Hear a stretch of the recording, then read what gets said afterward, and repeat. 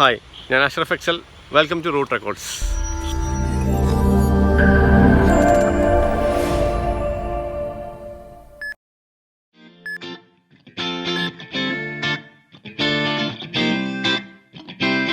ഒരു മാസത്തെ പ്ലാനിങ്ങിന് ശേഷമാണ് ഞാനും കൂട്ടുകാരായ ഷാനി, ഷബീർ, പിന്നെ ഷമീർ, പിന്നെ യൂസുഫ് മാഷ് എന്നിവർ ഞങ്ങൾ 5 പേര് നോർത്ത് ഈസ്റ്റിലേക്കുള്ള യാത്ര പുറപ്പെടുന്നത്. അലനല്ലൂരിൽ നിന്ന് മണ്ണാർക്കാട്, പാലക്കാട് വഴി കോയമ്പത്തൂരെത്തി. പാലക്കാട് നിന്ന് കോയമ്പത്തൂർക്കുള്ള റോഡ് നല്ല അടിപൊളിയാട്ടോ, അതിൻ്റെ ഇടയ്ക്ക് പറയാതെ വയ്യ. പണ്ട് നമ്മൾ ഒരുപാട് കാലമായിട്ട് നമ്മൾ സ്ഥിരം യാത്ര ചെയ്യുന്ന റൂട്ടാണ് പാലക്കാട് കോയമ്പത്തൂർ. പക്ഷേ ഇപ്പോൾ ഈ റീസെൻ്റായിട്ട് റോഡ് അടിപൊളിയാക്കി, ടോൾ റോഡാണ്, പക്ഷേ നല്ല സൂപ്പർ റോഡാണ്. എത്തുന്നതിന് കുറച്ച് മുമ്പ് നമുക്കൊരു ഇൻഫർമേഷൻ കിട്ടി, നമ്മുടെ ഫ്ലൈറ്റ് കുറച്ച് ഡിലേ ആണെന്ന്. അപ്പോൾ ചെറിയൊരു കൺഫ്യൂഷൻ ഉണ്ടായിരുന്നു. ഏതായാലും കോയമ്പത്തൂർ എയർപോർട്ടിൽ ചെന്നപ്പോഴാണ് മനസ്സിലായത് കുറച്ച് മണിക്കൂറുകൾ തന്നെ ഡിലേ ആണ്. അപ്പോൾ അതിൻ്റെ ഒരു വലിയൊരു പ്രശ്നം എന്താ വെച്ച് കഴിഞ്ഞാൽ നമ്മുടെ ബാംഗ്ലൂരിൽ നിന്നുള്ള കണക്ഷൻ ഫ്ലൈറ്റ് മിസ്സാവും നമുക്ക് ഇവിടുന്ന് വൈകി പോകുമ്പോൾ. അതൊരു കൺഫ്യൂഷൻ ഉണ്ടാക്കി. ബാംഗ്ലൂരിൽ നിന്ന് കൊൽക്കത്തയിലേക്ക് മറ്റൊരു ഫ്ലൈറ്റിന് ഇവർ ചാർട്ട് ചെയ്ത് തന്നു. കുറേ മണിക്കൂറുകൾ നമ്മൾ കോയമ്പത്തൂർ എയർപോർട്ടിൽ വെറുതെ ചിലവഴിച്ചു.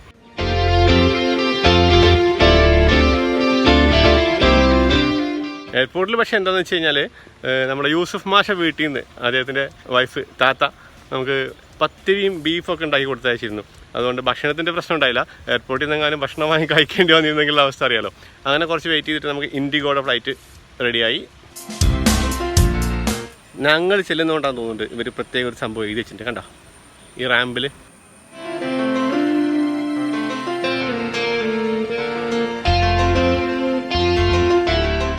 അങ്ങനെ നമ്മൾ ബാംഗ്ലൂർ ലാൻഡ് ചെയ്തു ഒരു മിഡ് നൈറ്റിൽ. അപ്പോൾ പിന്നെ രാവിലെ 6:15 നമ്മുടെ കൊൽക്കത്ത ഫ്ലൈറ്റ്. സംഭവം എന്താണെന്നറിയോ, ബാംഗ്ലൂരിൽ എയർപോർട്ടിൽ ഷബീറും മാഷും ഒക്കെ നന്നായിട്ട് ഉറങ്ങി. ഷമീറും ഉറങ്ങി.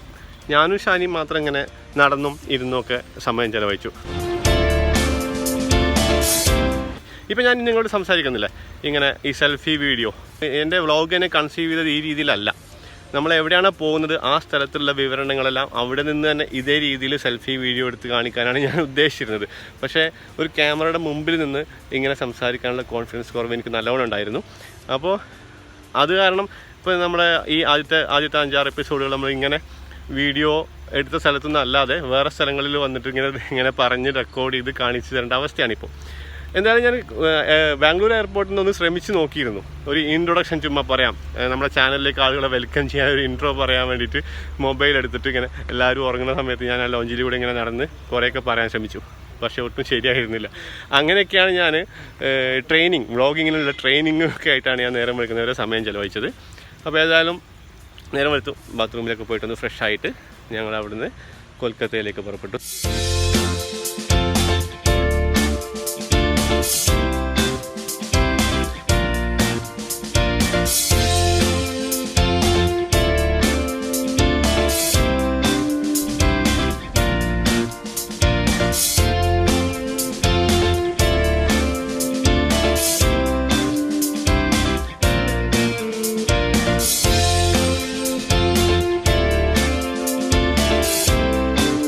അങ്ങനെ നമ്മൾ കൊൽക്കത്തയിലെത്തിയിട്ട് എയർപോർട്ടിൽ നിന്ന് പുറത്തിറങ്ങി നമ്മളവിടെ ഒരു റൂമൊക്കെ എടുത്തു.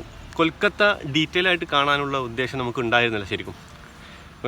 പക്ഷേ കൊൽക്കത്ത പോലെ ഒരു സിറ്റിയിൽ വന്ന സ്ഥിതിക്ക് ഒട്ടും തീരെ അവിടെ കറങ്ങാതെ പോകുന്നത് വളരെ മോശപ്പെട്ടൊരു സംഗതി ആയതുകൊണ്ട് നമ്മൾ ജസ്റ്റ് ഒരു ദിവസം കൊണ്ട് കൊൽക്കത്ത ഒന്ന് കാണാമെന്ന് തീരുമാനിച്ചു.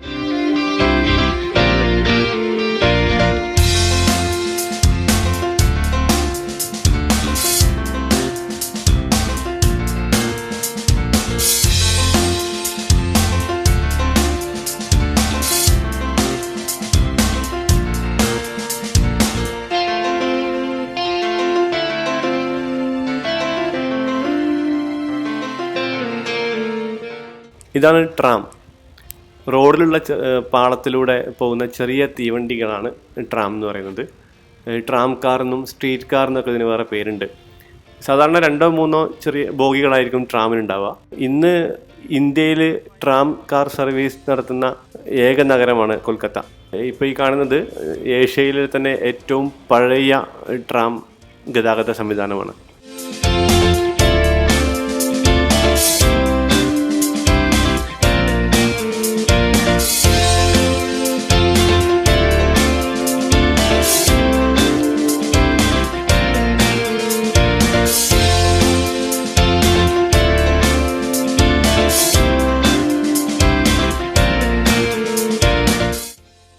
കൊൽക്കത്ത കാണാമെന്ന് പറഞ്ഞു കഴിഞ്ഞാൽ ജസ്റ്റ് ഒന്ന് സിറ്റിയിലൊക്കെ ഒന്ന് നടക്കാം, സ്ട്രീറ്റിലൊക്കെ ഒന്ന് കറങ്ങാം. അതുപോലെ പ്രധാനപ്പെട്ട സംഗതി നമ്മുടെ ഹൗറ ബ്രിഡ്ജ്. കൊൽക്കത്ത എന്ന് പറയുമ്പോൾ ആദ്യം മനസ്സിലേക്ക് വരുന്ന ഹൗറ ബ്രിഡ്ജ് ഒന്ന് കാണണം എന്ന് തന്നെ തീരുമാനിച്ചിട്ട് നമ്മൾ ആദ്യം തന്നെ അങ്ങോട്ടാണ് പുറപ്പെട്ടെ. ഹൗറ ബ്രിഡ്ജിലേക്ക് ബ്രിഡ്ജ് കാണാൻ വേണ്ടി പുറപ്പെട്ടു. ആ ഭാഗത്ത് നമ്മൾ ചെന്ന് ഇറങ്ങിയത്. അവിടെ മാർക്കറ്റ്, അതുപോലെ ഈ സ്ട്രീറ്റുകൾ, തിരക്ക് പിടിച്ച ജീവിതങ്ങൾ, ഇങ്ങനെ ഒഴുകുന്ന സ്ട്രീറ്റുകളൊക്കെ കറങ്ങി കണ്ട് നമ്മൾ സ്ട്രീറ്റിൽ നിന്നുള്ള ഫ്രൂട്ട്സൊക്കെയാണ് ഭക്ഷണം കഴിച്ചത്. വേറെ ഫുഡൊന്നും കഴിക്കാൻ ശ്രമിച്ചില്ല ആ സമയത്ത്. ഫ്രൂട്ട്സ് ഇങ്ങനെ കട്ട് ചെയ്ത് തരുന്ന ആളുകൾ കുറേ ഉണ്ട് സ്ട്രീറ്റിൽ കൂടെ. അതൊക്കെ കഴിച്ചു. പിന്നെ സ്ട്രീറ്റിലൂടെ കുറേ നടന്ന് ഒരുപാട് അവിടുത്തെ ജീവിതങ്ങളും കാഴ്ചകളൊക്കെ കണ്ടു.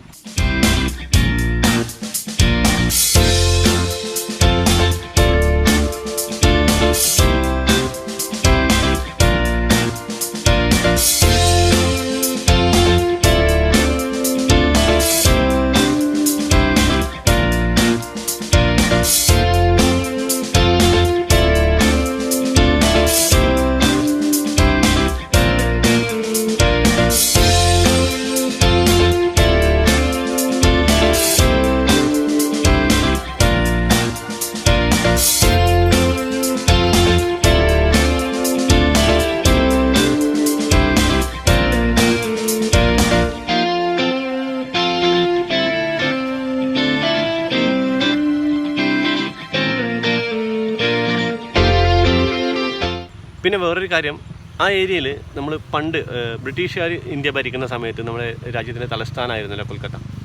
അപ്പോൾ അവിടെ അന്ന് ഭരണ കാര്യങ്ങൾക്ക് വേണ്ടി ഉപയോഗിച്ചിരുന്ന പഴയ ബിൽഡിങ്സ് ഉണ്ട്.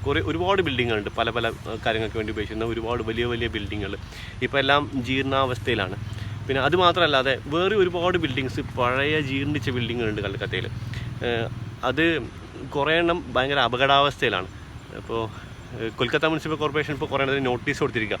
അതൊക്കെ ഒന്നുകിലത് റിപ്പയർ ചെയ്യണം, അപകടാവസ്ഥയിൽ നിന്ന് മാറ്റി റിപ്പയർ ചെയ്യണം, അതല്ലെങ്കിൽ അത് പൊളിച്ച് കളയണം എന്നുള്ള രീതിയിൽ നോട്ടീസ് കൊടുത്തിട്ടുണ്ട്.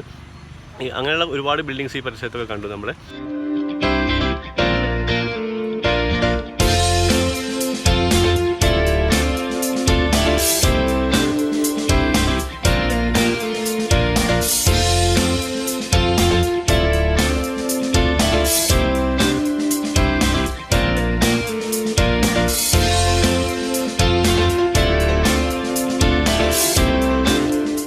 അപ്പോൾ അതൊക്കെ കണ്ട് നടന്ന് ഇങ്ങനെ ഒഴുകുന്ന ജീവിതങ്ങൾക്കിടയിലൂടെ ഇങ്ങനെ നടന്ന് പോകുമ്പോൾ പെട്ടെന്ന് നമ്മളെ കൺമുന്നിൽ ഹൗറ ബ്രിഡ്ജ്.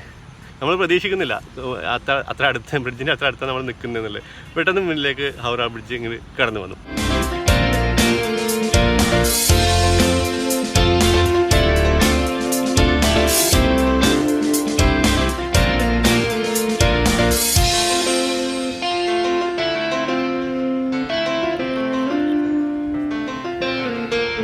ഇതാണ് ഹൗറ ബ്രിഡ്ജ്. ഹൂഗ്ലി നദിയുടെ കിഴക്ക് ഭാഗത്തുള്ള കൊൽക്കത്തയെയും പിന്നെ മറുവശത്തുള്ള ഹൗറയെയും ബന്ധിപ്പിക്കുന്ന പാലമാണ് ഹൗറ ബ്രിഡ്ജ്. 1943 ഫെബ്രുവരി 3 ഹൗറ ബ്രിഡ്ജ് കമ്മീഷൻ ചെയ്ത് ജനങ്ങൾക്ക് വേണ്ടി തുറന്നു കൊടുത്തത്. 1965 തന്നെ രബീന്ദ്ര സേതു എന്ന് പേരിട്ടിരുന്നു, രബീന്ദ്ര സേതു. പക്ഷേ ആളുകൾ ഇപ്പോൾ തന്നെ ഹൗറ ബ്രിഡ്ജ് എന്ന് തന്നെയാണ് വിളിക്കുന്നത്.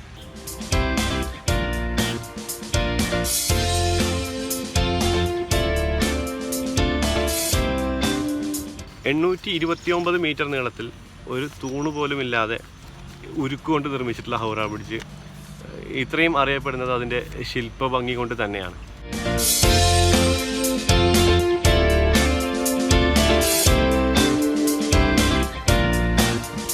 ഇവിടെ ഈ പാലം വരുന്നതിന് മുമ്പ് ഈ വലിയ ചെങ്ങാടങ്ങളൊക്കെ കെട്ടിയുണ്ടാക്കുന്ന പാലം ഉപയോഗിച്ചിട്ടാണ് ആളുകൾ അങ്ങോട്ടും ഇങ്ങോട്ടൊക്കെ നദി കുറുകെ കടന്നിരുന്നത്. കൊൽക്കത്ത പോർട്ട് ട്രസ്റ്റാണ് ഇപ്പോൾ ഈ ഹൗറ ബ്രിഡ്ജിൻ്റെ മേൽനോട്ടം.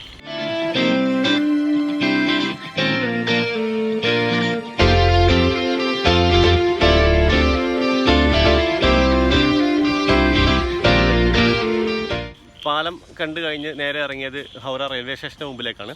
റെയിൽവേ സ്റ്റേഷൻ കാണുമ്പോൾ തന്നെ നമുക്ക് ഭയങ്കര ഒരു ഫീലാണ്. നമ്മൾ സിനിമകളിലും എന്ത് വീഡിയോകളിലൊക്കെ നമ്മൾ കൊൽക്കത്തയെക്കുറിച്ച് കേൾക്കുമ്പോൾ തന്നെ നമുക്ക് കാണുന്നൊരു പിക്ചറാണ് ഈ കളറിലുള്ള ഒരു ബിൽഡിങ്ങിൻ്റെ ചിത്രം. കൊൽക്കത്തയുടെ ഒരു ഐഡൻറ്റിറ്റിയാണ് ഈ റെയിൽവേ സ്റ്റേഷൻ. അപ്പോൾ നമ്മൾ ആ സ്റ്റേഷൻ്റെ മുമ്പിൽ കുറച്ച് നേരം നിന്നു. അതിന് മുമ്പിൽ ഒരു പഴയ എഞ്ചിനൊക്കെ വെച്ചിട്ട് റോഡിൽ ഒരു പഴയ എഞ്ചിനൊക്കെ വെച്ചിട്ടുണ്ട്. ഇതിൻ്റെ കുറച്ച് അപ്പുറത്ത് തന്നെയാണ് ഒരു റെയിൽവേ മ്യൂസിയം ഉണ്ട്. അപ്പോഴാണ് നമ്മളവിടെ ബോട്ട് ജെട്ടി കണ്ടത്. ഹുഗ്ലി നദി കുറുകെ കടക്കാൻ ബോട്ടിൽ നമുക്ക് സൗകര്യമുണ്ട്. അപ്പോൾ ബോട്ടിലൊന്ന് അപ്പുറത്ത് കൊൽക്കത്ത പോയി വരാൻ തീരുമാനിച്ചിട്ട് നമ്മൾ ബോട്ട് ജെട്ടിയിലേക്ക് പോയി.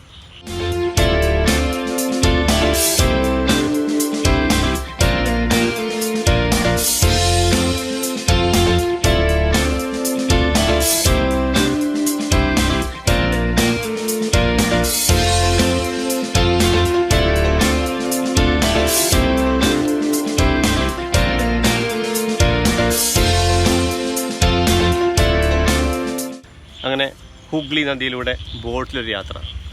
ഇതാണ് ഹൂഗ്ലി നദി. ഇത് ശരിക്കും ഗംഗാ നദിയുടെ ഒരു കൈവഴിയാണ്. 260ഓളം കിലോമീറ്റർ ഒഴുകിയിട്ട് വെസ്റ്റ് ബംഗാളിലെ നർപ്പർ എന്ന സ്ഥലത്ത് വെച്ചിട്ട് ബംഗാൾ ഉൾക്കടലിലാണ് ഈ നദി ചെന്ന് ചേരുന്നത്.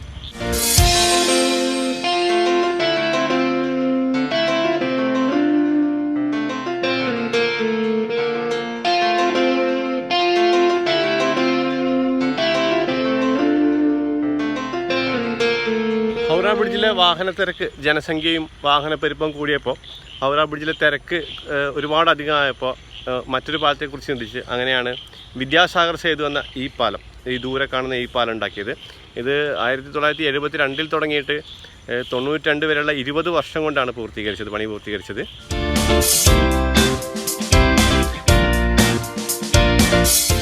ഇതിനൊരു വലിയ റെക്കോർഡുണ്ട്.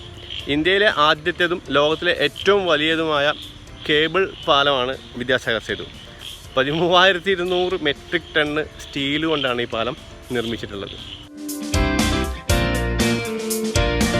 ഹൗറ റെയിൽവേ സ്റ്റേഷൻ്റെ മുമ്പിലുള്ള ബോട്ട് ജെട്ടിയിൽ നിന്ന് ഹൂഗ്ലി നദി ക്രോസ് ചെയ്ത് ബോട്ടിൽ നമ്മൾ കൊൽക്കത്ത പോയി തിരിച്ച് ആ ബോട്ടിൽ തന്നെ തിരിച്ച് വന്ന് ജെട്ടിയിൽ ഇറങ്ങിയിട്ട് റോഡിലേക്ക് നടക്കുമ്പോഴാണ് ഒരു രസകരമായ കാഴ്ച കണ്ടത്. ഒരാൾ സ്വന്തം വീട്ടിലെ അടുക്കളയിൽ ഇരുന്നുകൊണ്ട് ഹൂഗ്ലി നദിയിലേക്ക് ചൂണ്ടയിട്ട് മീൻ പിടിക്കുന്നു. എന്താല്ലേ, സ്വന്തം വീടിൻ്റെ അടുക്കളയിൽ ഇരുന്നുകൊണ്ട് നദിയിലേക്ക് ചൂണ്ടയിട്ടിട്ട് മീൻ പിടിക്കുന്നൊരു കാഴ്ച.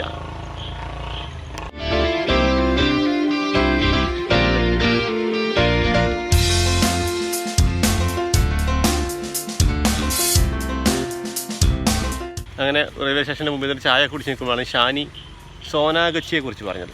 ഷാനി ഇതിപ്പോൾ പറയുന്നതല്ല, നാട്ടിൽ നിന്ന് പോന്നപ്പോൾ മുതൽ സോനാഗച്ചിയിൽ പറ്റുകയാണെങ്കിൽ ഒന്ന് പോകണം എന്നൊക്കെ പറയുന്നുണ്ടായിരുന്നു.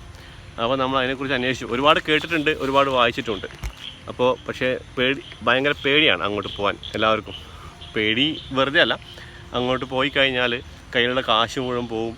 അതുപോലെ വിലപിടിപ്പുള്ള വസ്തുക്കൾ എന്തെങ്കിലും ഉണ്ടെങ്കിൽ അതൊക്കെ അവർ പിടിച്ച് മേടിക്കും എന്നൊക്കെ പറഞ്ഞ് കേട്ടിട്ടുണ്ട്. പിന്നെ ഇപ്പോൾ നമ്മൾ എന്തുദ്ദേശത്തിൽ അവിടെ പോയാലും ഇപ്പോൾ വെറുതെ നമ്മളെ പിടിച്ച് വലിച്ചു കൊണ്ടുപോകും, അവരെ ബിൽഡിങ്ങിൻ്റെ അകത്തേക്കൊക്കെ കൊണ്ടുപോകും. പിന്നെ നമ്മുടെ അടുത്ത് അധികം കാശുണ്ടെങ്കിൽ അതൊക്കെ പിടിച്ച് മേടിക്കും. നമ്മൾ അതൊക്കെ കൊടുക്കാൻ തയ്യാറായില്ലെങ്കിൽ ഉപദ്രവിക്കും, ഷർട്ടൊക്കെ പിടിച്ച് വലിച്ച് കീറും. പിന്നെ ഇപ്പോൾ പോലീസൊക്കെ വന്നാൽ തന്നെ പോലീസിന് പ്രത്യേകിച്ച് അവിടെ ഒന്നും ചെയ്യാനില്ല. പോലീസ് വന്നാൽ തന്നെ നമ്മളോട് നിങ്ങൾ എന്തിനും ഇവിടെ വന്നു എന്നുള്ള ചോദ്യമായിരിക്കും. ഒരു സ്ട്രീറ്റിലൂടെ നടന്നു പോയപ്പോൾ പിടിച്ച് വലിച്ചു കൊണ്ടുപോയിട്ടാണ് ഉപദ്രവിച്ചിട്ടുള്ളത് എന്നൊക്കെ പറഞ്ഞിട്ട് കാര്യമൊന്നുമില്ല. നിങ്ങൾ എന്തിനും ഇവിടെ വന്നു എന്നുള്ള ചോദ്യം തിരിച്ച് കിട്ടുമെന്നാണ് ഒക്കെ അവിടെ നിന്ന് അറിയാൻ കഴിഞ്ഞത്. അങ്ങനെ നമുക്ക് അതിനെക്കുറിച്ച് കേട്ടില്ല. അപ്പോൾ നമ്മളെന്തായാലും ഒരു നടന്നു പോകുന്ന റിസ്ക് എടുക്കാണ്ടെന്ന് തൽക്കാലം തീരുമാനിച്ചു. നമ്മൾ അവിടെ നിന്ന് ഒരു ലോക്കൽ ടാക്സി പിടിച്ചിട്ട് സോനാഗച്ചി കാണാൻ വേണ്ടി പുറപ്പെട്ടു.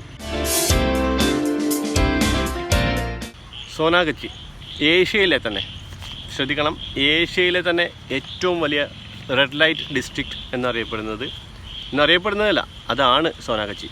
കൊൽക്കത്തയിലെ സിറ്റിക്കകത്ത് തന്നെയുള്ള ഒരു red light district. Red light district എന്ന് പറഞ്ഞു കഴിഞ്ഞാൽ ഒരുപാട് ലോകത്തെല്ലാ സ്ഥലങ്ങളിലും എല്ലാ രാജ്യങ്ങളിലും ഉണ്ട് ഈ സംഭവം. അതായത് നഗരത്തിൻ്റെ ഒരു ഭാഗത്ത് ഈ സെക്സ് റിലേറ്റഡ് ആയിട്ടുള്ള ബിസിനസ് നടക്കുന്ന ഒരു ഭാഗം, അതിപ്പോൾ പലതാവാം, മിക്കവാറും വേശ്യാലയങ്ങളാണ്. അതിനെയാണ് റെഡ് ലൈറ്റ് ഡിസ്ട്രിക്റ്റ് എന്ന് പറയുന്നത്. അത് ഏഷ്യയിലെ ഏറ്റവും വലിയ റെഡ് ലൈറ്റ് ഡിസ്ട്രിക്റ്റാണ് കൊൽക്കത്തയിലുള്ളത്. സോനാഗച്ചി എന്നാണ് അതിൻ്റെ പേര്. അപ്പോൾ നമ്മൾ അങ്ങോട്ട് ഇങ്ങനെ പോയിക്കൊണ്ടിരിക്കുകയാണ് ഇപ്പോൾ.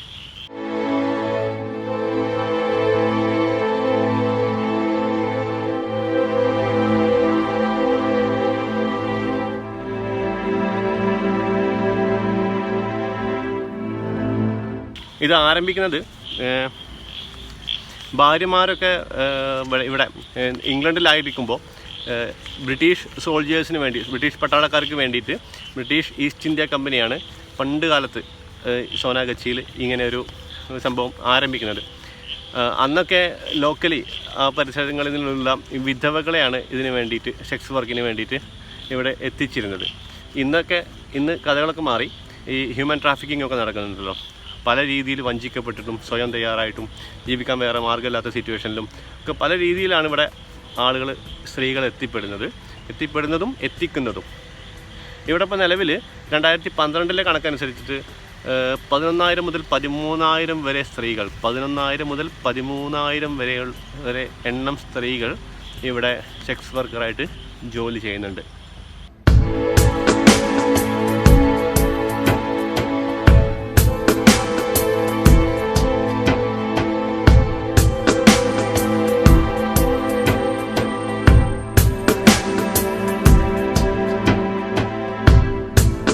ഒരു സാധാരണ സ്ട്രീറ്റ് പോലെ നമുക്ക് തോന്നാം. സിറ്റിക്ക് നടുവിൽ തന്നെ ഒരു സാധാരണ സ്ട്രീറ്റ്, ചെറിയ ചെറിയ ചായക്കടകൾ, പലചരക്ക് കടകൾ, അതുപോലെ സ്റ്റേഷനറി കടകൾ, പിന്നെ മൊബൈൽ ഷോപ്പുകൾ, ഇങ്ങനെയൊക്കെയുള്ള ഒരു സാധാരണ സ്ട്രീറ്റ്. അവിടെ അത്യാവശ്യം നല്ല ജനത്തിരക്കും.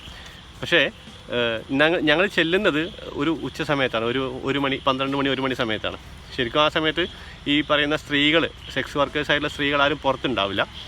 ഈവനിങ്ങിലാണ് ഇവർ പുറത്തിറങ്ങുന്നത്. ഒരു 4 മണിക്കും 5 മണിക്കും ശേഷമുള്ള സമയങ്ങളിലാണ് ഇവർ പുറത്ത് ഇറങ്ങി കസ്റ്റമേഴ്സിനെ വെയിറ്റ് ചെയ്യുന്നത്.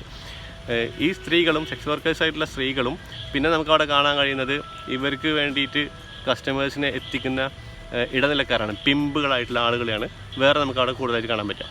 അപ്പോൾ നമ്മൾ ഈ വണ്ടിയിൽ നിന്നൊന്നും ഇറങ്ങാൻ നിന്നില്ല, റിസ്ക് എടുക്കാൻ നിന്നില്ല. ഞങ്ങൾ വണ്ടിയിൽ തന്നെ ഇരുന്നിട്ട് ജസ്റ്റ് ആ സ്ട്രീറ്റ് ഒന്ന് ഇങ്ങനെ ക്രോസ് ചെയ്ത് പോയി. ആ ഒരു സ്ട്രീറ്റ് മാത്രമല്ല, വേറെ അപ്പുറത്തും ഇപ്പുറത്തും കുറേ ഏരിയകൾ, 100 കണക്കിന് മൾട്ടി സ്റ്റോറീഡ് ബഹുനില കെട്ടിടങ്ങളിലാണ് ഈ 10,000-ന് മുകളിൽ സ്ത്രീകൾ ഈ ജോലിയിൽ ഏർപ്പെട്ട് അവിടെ ജീവിക്കുന്നത്.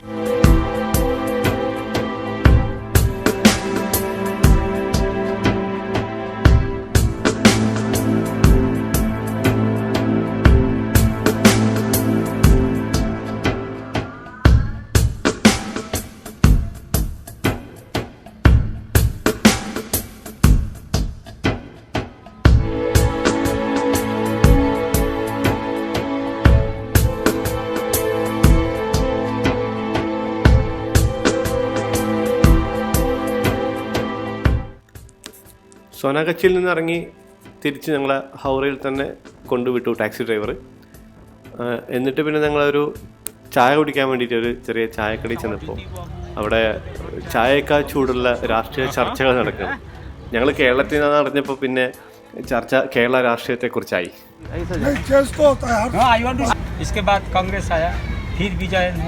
फिर कांग्रेस आ सकता है।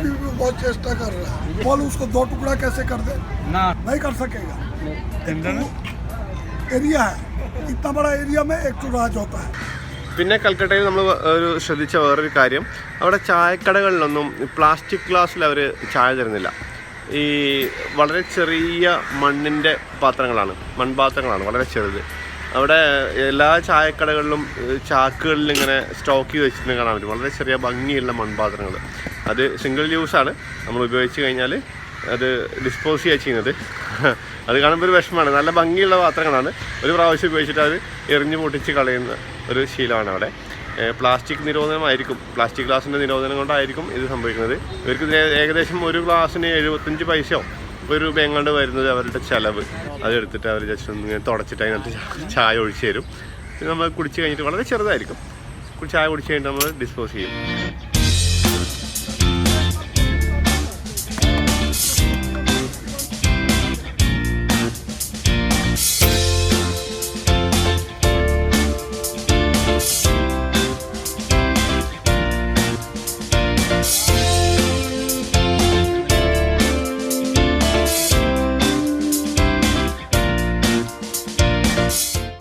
അവിടെ നിന്ന് നമ്മൾ ന്യൂ സിറ്റിയിലേക്കാണ് പുറപ്പെട്ടത്. സിനിമകളിൽ കണ്ടിട്ടും അതുപോലെ വായിച്ചിട്ടും ഒക്കെ നമ്മുടെ മനസ്സിലുണ്ടായിരുന്ന കൽക്കട്ടയെക്കുറിച്ചുള്ള ധാരണകൾ മൊത്തം മാറ്റിമറിക്കുന്നതായിരുന്നു ആ ന്യൂ സിറ്റി. കുറച്ച് ദൂരം പോകുമ്പോഴാണ് നമ്മൾ ന്യൂ സിറ്റിയിലെത്തുന്നത്. അവിടെ ശരിക്കും നമ്മൾ ഏതൊരു വികസിത രാജ്യത്തെയും കിടപിടിക്കുന്ന രീതിയിലുള്ള വലിയ അടിപൊളി നല്ല വിശാലമായ റോഡുകൾ, അതുപോലെ തന്നെ മേൽപ്പാലങ്ങൾ, ഓവർ ബ്രിഡ്ജുകൾ, അതുപോലെ വലിയ വലിയ കെട്ടിടങ്ങൾ, ഏറ്റവും ആധുനികമായ വലിയ വലിയ കെട്ടിടങ്ങൾ. പിന്നെ ഈ റോഡിൻ്റെ വശങ്ങളിലെല്ലാം ഇടയ്ക്കിടയ്ക്ക് നല്ല നല്ല ചെറിയ ചെറിയ പാർക്കുകൾ, കോഫി ഷോപ്പുകൾ. ഞാനിപ്പോൾ ദുബായിലാണ് ഞാൻ മുമ്പൊന്ന് പോയിട്ടുള്ളത്, വിദേശ രാജ്യത്ത് പോയിട്ടുള്ളത്. അവിടെയൊക്കെ കാണുന്ന പോലെയുള്ള ഈ ആളുകൾക്ക് ഇങ്ങനെ വിശ്രമിക്കാൻ പറ്റുന്ന റോഡ് സൈഡിലൊക്കെ ചെറിയ പാർക്കുകളും ഹാങ് ഔട്ട്സും ഒക്കെ ഭയങ്കര നല്ല രസമുള്ളൊരു സ്ഥലമാണത്. ഒട്ടും കൺജസ്റ്റഡ് അല്ല, നല്ല വിശാലമാണ്. ഒരു തിരക്ക് നമുക്ക് ഫീൽ ചെയ്യില്ല. നല്ല അനുഭവിക്കാൻ പറ്റുന്നൊരു സ്ഥലം. വലിയ വലിയ മാളുകൾ, ഷോപ്പിംഗ് സെൻറ്ററുകൾ, അങ്ങനെ ശരിക്കും നമ്മുടെ കൽക്കട്ടയെക്കുറിച്ചുള്ള ധാരണയൊക്കെ മാറ്റിമറിക്കുന്നതായിരുന്നു ന്യൂ സിറ്റി.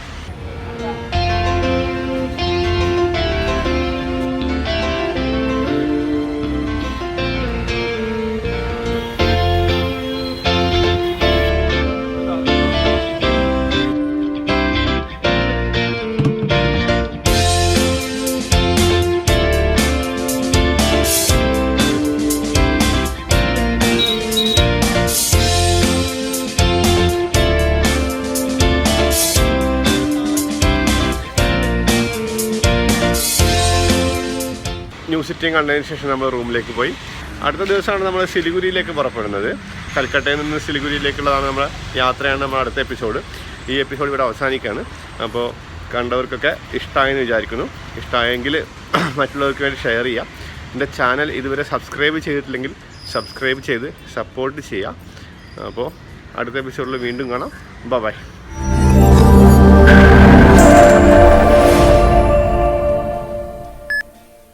ഈ ചാനൽ ഇതുവരെ സബ്സ്ക്രൈബ് ചെയ്തിട്ടില്ലാത്തവർ ഈ വീഡിയോയുടെ താഴെ കാണുന്ന ചുവന്ന സബ്സ്ക്രൈബ് ബട്ടൺ പ്രസ് ചെയ്യുക.